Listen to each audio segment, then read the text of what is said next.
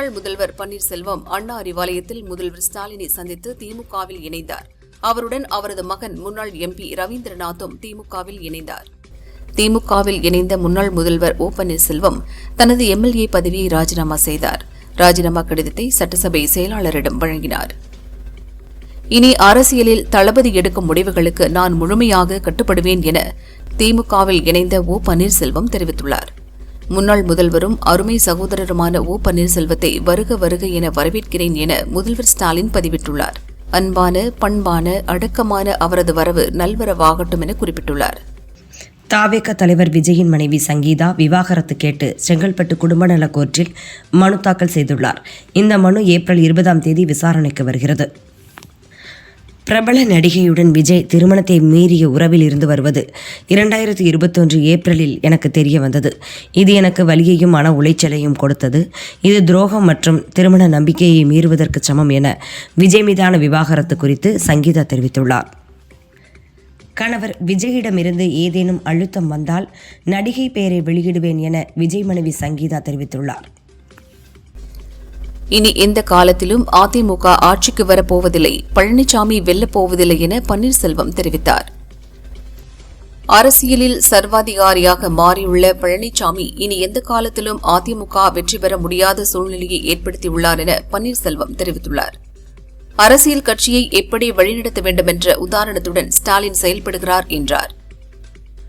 போடி தொகுதியில் மீண்டும் முன்னாள் முதல்வர் பன்னீர்செல்வம் போட்டியிட உள்ளதாக தகவல் வெளியாகியுள்ளது. அதேபோல் அவரது ஆதரவாளர்களுக்கும் அதே தொகுதியில் போட்டியிட வாய்ப்பளிக்க உள்ளதாகவும் கூறப்படுகிறது. முன்னாள் முதல்வர் ஓ பன்னீர்செல்வம் திமுகவில் இணைந்தது குறித்து அதிமுக கடும் கண்டனத்தை வெளிப்படுத்தியுள்ளது. உண்ட வீட்டுக்கே ரெண்டகம் செய்வது போல் வளர்த்த இயக்கத்தின் வாயிற்கதவை எட்டி உதைத்தீர்கள். அரசியல் அனாதையாக இனி நீங்கள் அதிமுக வேட்டியை கூட கட்ட முடியாத நிலைக்கு தள்ளினர் என கூறியுள்ளது. முதல்வர் ஸ்டாலின் முன்னிலையில் திமுகவில் இணைந்த ஓ பன்னீர்செல்வம் காலில் அறுவை சிகிச்சை செய்யப்பட்டு ஓய்வெடுத்து வரும் அமைச்சர் துரைமுருகனை அவரது இல்லத்தில் சந்தித்து நலம் விசாரித்தார். திமுகவில் இணைந்த ஓ பன்னீர்செல்வத்துக்கு துணை பொதுச் செயலாளர் பதவியும் தேர்தலில் போட்டியிட வாய்ப்பும் வழங்கப்பட உள்ளதாக திமுக வட்டாரங்கள் தெரிவிக்கின்றன. திமுக ஆட்சி அமைக்கும் பட்சத்தில் சபாநாயகர் பொறுப்பும் வழங்கப்படும் எனவும் பரபரப்பாக பேசப்படுகிறது. 2026 சட்டசபை தேர்தல் என்பது தமிழகத்துக்கும் பாரதிய ஜனதாவுக்கும் இடையிலான ஜனநாயக போர். இதனை உணர்ந்துதான் பல்வேறு ஜனநாயக சக்திகளும் திமுக கூட்டணியில் இணைந்து வருகிறார்கள் என தெரிவித்த முதல்வர் ஸ்டாலின் அவர்களது வருகையால் தமிழகம் வெல்லட்டும் என்றார். OPS மீண்டும் கட்சியில் இணைய வேண்டும் என்றால் எடப்பாடி பழனிசாமிக்கு மன்னிப்பு கடிதம் கொடுத்திருக்க வேண்டும். ஏன் கொடுக்கவில்லை? சுயநலத்தின் மொத்த உருவம் OPS. இப்போது அவர் திமுகவில் இணைந்திருப்பது வெட்கக்கேடானது. முன்னாள் அமைச்சர் KP முனுசாமி கூறியுள்ளார். ஓ பன்னீர்செல்வம் கொடுத்த ராஜினாமா கடிதத்தை ஏற்கக்கூடாது. அவரை தகுதி நீக்கம் செய்ய வேண்டும் என சட்டசபை செயலாளர் ஸ்ரீனிவாசனிடம் அதிமுக துணை கொறடா ரவி கடிதம் வழங்கியுள்ளார். அதிமுக தொண்டர்களுக்கு இன்றுதான் பொங்கல், தீபாவளி பண்டிகை. அதிமுகவை பிடித்திருந்த சனி இன்றோடு போய்விட்டது. பெரிய பூசணிக்காய் எடுத்து திருஷ்டி சுத்தி போட வேண்டும் என்று திமுகவில் OPS இணைந்தது குறித்து MP CV சண்முகம் கூறியுள்ளார். OPS உள்ளிட்ட சில நபர்கள் மீது கடந்த 3 ஆண்டுகளுக்கு முன்பே கட்சி ஒழுங்கு நடவடிக்கை எடுத்தது. கடந்த தேர்தலில் கூட நூலிழையில்தான் நாங்கள் ஆட்சியை இழந்தோம். OPS திமுகவுக்கு சென்றதால் அதிமுகவுக்கு எந்த பாதிப்பும் இல்லை என முன்னாள் அமைச்சர் RB உதயகுமார் கூறினார். ஜெயலலிதா வாழ்நாள் முழுவதும் எந்த கட்சியை எதிர்த்தாரோ அந்த கட்சிக்கு சென்று தாய்க்கழகத்தில் இணைந்தது போல உணர்கிறேன் என OPS சொல்வதை யாரும் ஒத்துக்கொள்ள மாட்டார்கள் என தமிழிசை தெரிவித்தார். பாஜ நெருக்கமானவர் என சொல்பவர்கள் மத்தியில் OPS நிதானமாக முடிவு எடுத்து திமுகவில் இணைத்துக் கொண்டது வரவேற்கக்கூடியது என்கிறார் திருமாவளவன். அவர் இணைந்ததன் மூலம் மதச்சார்பற்ற கூட்டணிக்கு மேலும் வலிமை சேர்ந்துள்ளது என்றார். ஜெயலலிதாவுக்கும் கட்சிக்கும் துரோகம் செய்து ஓ பன்னீர்செல்வம் திமுகவில் இணைந்தது துரோகத்தின் உச்சகட்டம் என நடிகை கௌதமி தெரிவித்துள்ளார். அதிமுகவின் கொள்கைகளுக்கு விரோதமாக செயல்பட்டு வரும் துரோகிகளின் அழிவு காலம் நெருங்கிவிட்டது என OPS திமுகவில் இணைந்ததற்காக பழனிசாமியை சசிகலா கடுமையாக விமர்சித்துள்ளார். நான் நேர்மையானவன் என்பதை கோர்ட் நிரூபித்துள்ளது. உண்மை வென்றது என்கிறார் மதுபான கொள்கை வழக்கிலிருந்து விடுதலையான அரவிந்த் கெஜ்ரிவால். பத்திரிகையாளர்களின் முன்பு கண்ணீர் மல்க பேசினார். டெல்லி மதுபான கொள்கை வழக்கில் முன்னாள் முதல்வர் அரவிந்த் கெஜ்ரிவால் உள்ளிட்ட அனைவரையும் விடுதலை செய்து டெல்லி சிறப்பு நீதிமன்றம் உத்தரவிட்டுள்ளது. குற்றச்சாட்டுகளை நிரூபிக்க போதுமான ஆதாரங்களை சிபிஐ சமர்ப்பிக்க தவறிவிட்டதால் வழக்கிலிருந்து அவர்கள் விடுவிக்கப்பட்டுள்ளனர். டெல்லி மதுபான கொள்கை வழக்கின் தீர்ப்பை எண்ணி மத்திய பாரதிய ஜனதா அரசு வெட்கப்பட வேண்டும்.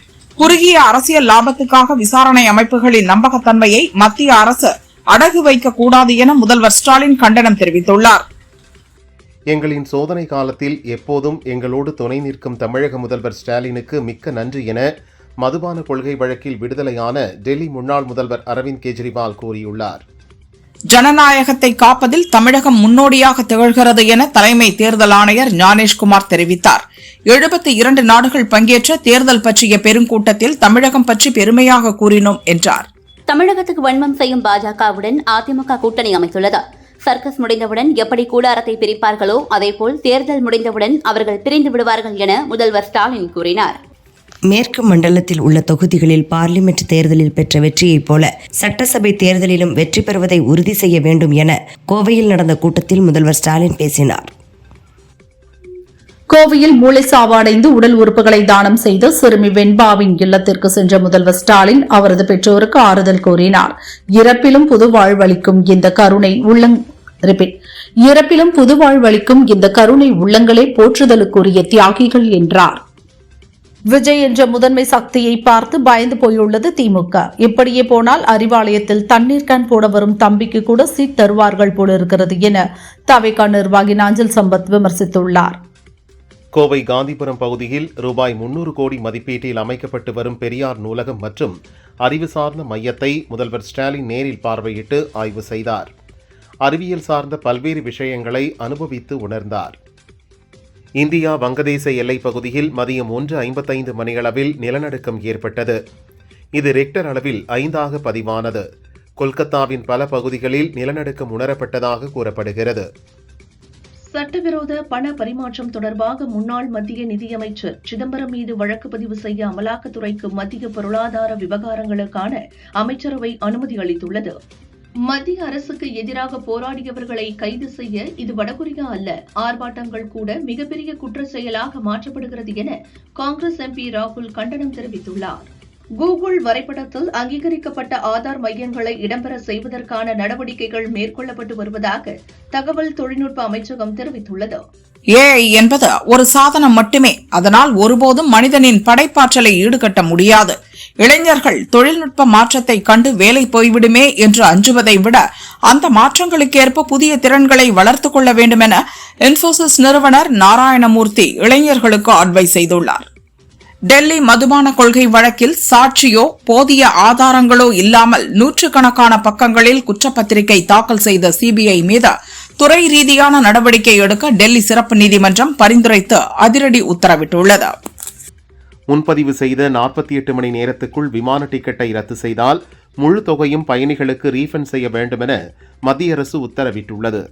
இந்த நடைமுறை வரும் மார்ச் 26ஆம் தேதி முதல் அமலுக்கு வருகிறது.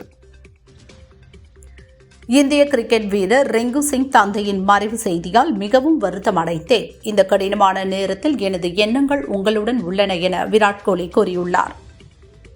வாட்ஸ்அப் வெப் பயன்படுத்தும் போது ஒவ்வொரு 6 மணி நேரத்திற்கும் ஒரு முறை தானாகவே லாக் அவுட் ஆகிவிடும். மீண்டும் பயன்படுத்த QR கோட் மூலம் லாகின் செய்ய வேண்டும். இந்த திட்டம் மார்ச் 1 முதல் அமலுக்கு வரும் என மத்திய அமைச்சர் ஜோதிராதித்ய சிந்தியா தெரிவித்துள்ளார். தேசிய பங்கு சந்தை குறியீட்டு எண் நிப்டி 318 புள்ளிகள் சரிந்து 25,179 புள்ளிகளில் வர்த்தகம் நிறைவு பெற்றது. மும்பை பங்கு சந்தை குறியீட்டு எண் சென்செக்ஸ் 961 புள்ளிகள் சரிந்து 81,287 புள்ளிகளானது. கனடா பிரதமர் மார்க் கார்னி தனது மனைவி டயானா ஃபாக்ஸ் கார்னியுடன் இந்தியா வந்தார். மும்பை ஏர்போர்ட் வந்திறங்கிய அவருக்கு உற்சாக வரவேற்பு அளிக்கப்பட்டது. பிரதமர் மோடி வருகையையொட்டி திருப்பரங்குன்றம் கோயில் மற்றும் பொதுக்கூட்டம் நடைபெறும் இடங்களில் சிறப்பு பாதுகாப்பு படை அதிகாரிகள் ஆய்வு செய்தனர். போலீசாரின் கண்காணிப்பு வளையத்திற்குள் இன்று முதல் கோயில் கொண்டுவரப்பட்டுள்ளதால் பக்தர்களுக்கு பல்வேறு கட்டுப்பாடுகள் விதிக்கப்பட்டுள்ளன. நேபாளத்தில் மார்ச் 5ஆம் தேதி பார்லிமெண்ட் தேர்தல் நடைபெறுகிறது. தேர்தலை கருத்தில் கொண்டு நேபாளத்துடனான எல்லையை மார்ச் 2ஆம் தேதி முதல் 5ஆம் தேதி வரை மூட மத்திய அரசு உத்தரவிட்டுள்ளது. சட்டசபை தேர்தலில் திராவிட கட்சிகளுடன் தான் கூட்டணி என ராமதாஸ் திட்டவட்டமாக தெரிவித்துள்ளார். கூட்டணி குறித்த அறிவிப்பு நாளை வெளியாகும் என்றார். பிரதமர் மோடி பிப்ரவரி 28, மார்ச் 1 தேதிகளில் புதுச்சேரி மற்றும் தமிழகத்தில் சுற்றுப்பயண விவரம் வெளியாகியுள்ளது. மார்ச் 1 மாலை 4 மணிக்கு திருப்பரங்குன்றம் சுப்பிரமணிய சுவாமி கோயிலில் தரிசனம் செய்கிறார். பிரதமர் நரேந்திர மோடி 2 நாள் இஸ்ரேல் பயணத்தை முடித்துவிட்டு நாடு திரும்பினார். நேற்று மாலை இஸ்ரேலிலிருந்து புறப்பட்ட பிரதமர் மோடி இன்று அதிகாலை டில்லி வந்தார். பாமகவுக்கு மாம்பழம் சின்னம் ஒதுக்கீடு செய்து அன்புமணிக்கு தேர்தல் ஆணையம் கடிதம் அனுப்பியதை எதிர்த்து சென்னை ஹைகோர்ட்டில் தான் தொடர்ந்த வழக்கை பாமக நிறுவனர் ராமதாஸ் வாபஸ் பெற்றார்.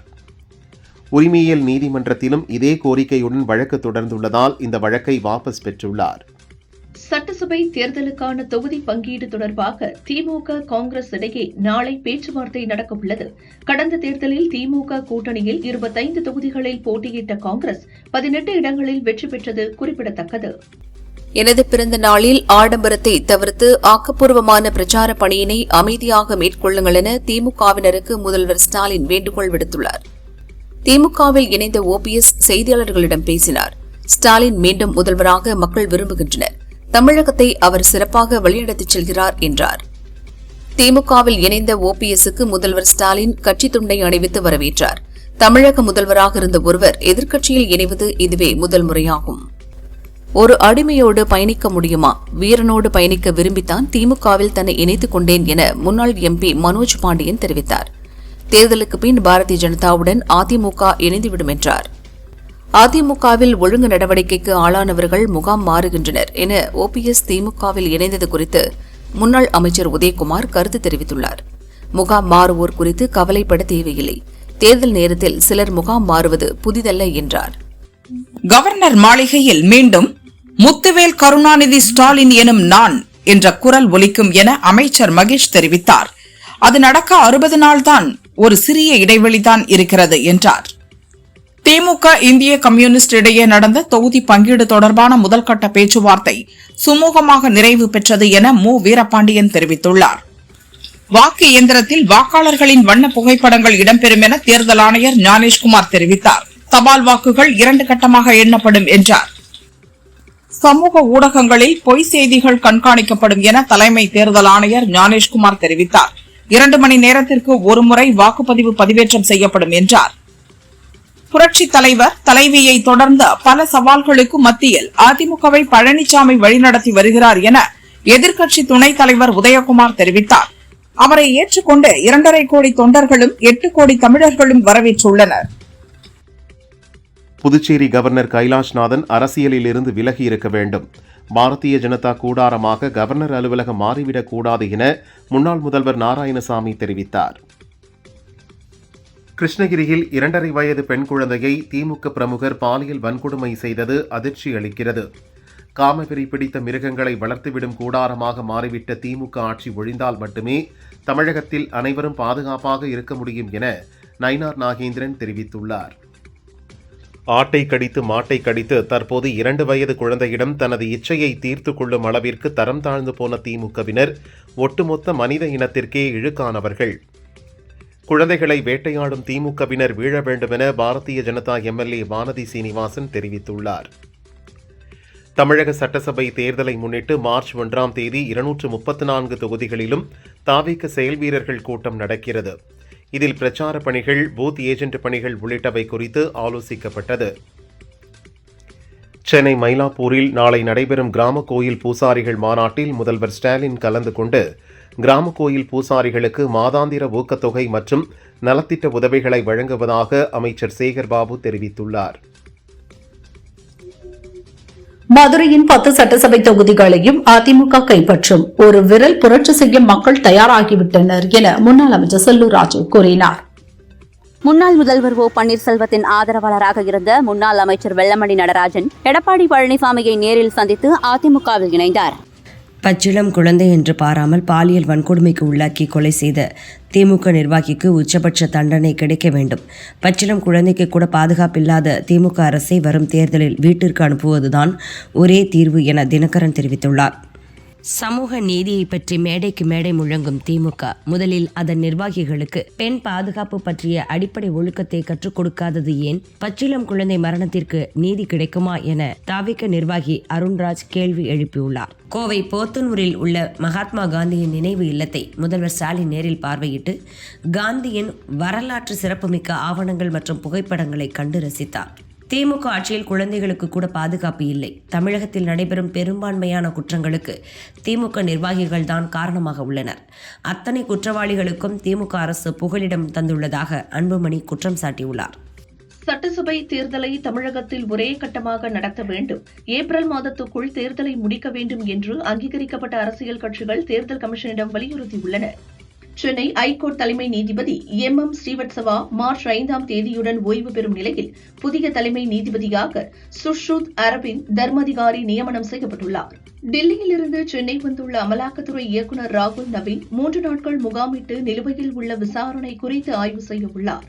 நிலுவையில் உள்ள வழக்குகளை ஆய்வு செய்து விரைவில் முடிக்க அதிகாரிகளுக்கு உத்தரவிட்டுள்ளார். எழும்பூரில் ரயில் நிலைய நடைமேடை பராமரிப்பு பணி காரணமாக புறநகர் மின்சார ரயில் சேவை குறைக்கப்பட்டு பயணிகள் சிரமம் அடைந்தனர். சிரமத்தை குறைக்கும் விதமாக தாம்பரம் சென்னை கடற்கரை இடையே இன்று முதல் கூடுதலாக 20 விரைவு மின்சார ரயில்களை இயக்க தெற்கு ரயில்வே ஏற்பாடு செய்துள்ளது. சென்னையில் ஆபரண தங்கம் விலை சவரனுக்கு ரூபாய் 160 குறைந்து ஒரு சவரன் 1,19,200 ரூபாய்க்கு விற்பனை செய்யப்படுகிறது. 1 கிராம் ரூபாய் 14,900 ரூபாய்க்கு விற்பனையாகிறது. வெள்ளி விலை மாற்றம் இன்றி 1 கிராம் ரூபாய் 295 ரூபாய்க்கு விற்பனை செய்யப்படுகிறது. ஒகேனக்கல் காவிரி ஆற்றில் நீர்வரத்து கடந்த 2 நாட்களாக தொடர்ந்து வினாடிக்கு 700 கன அடியாக நீடித்த நிலையில் இன்று திடீரென நீர்வரத்து அதிகரித்து வினாடிக்கு 4000 கன அடியாக அதிகரித்துள்ளது.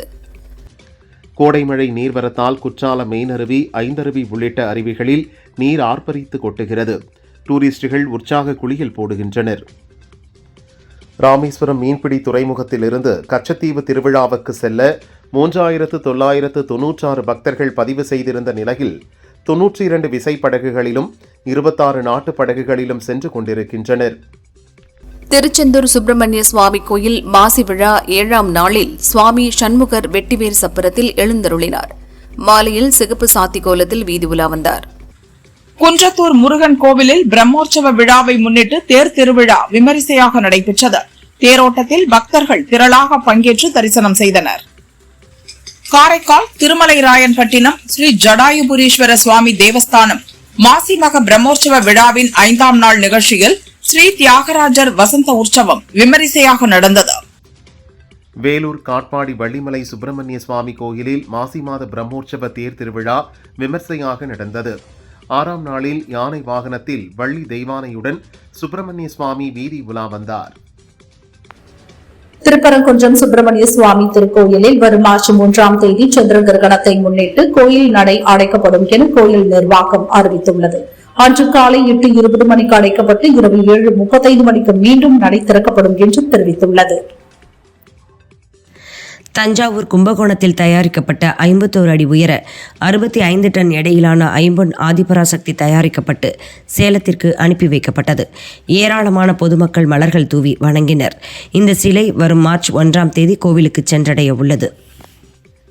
காஞ்சிபுரம் காமாட்சியம்மன் கோவிலில் மாசி பிரம்மோற்சவத்தின் 7வது நாளான இன்று தேரோட்டம் விமரிசையாக நடந்தது.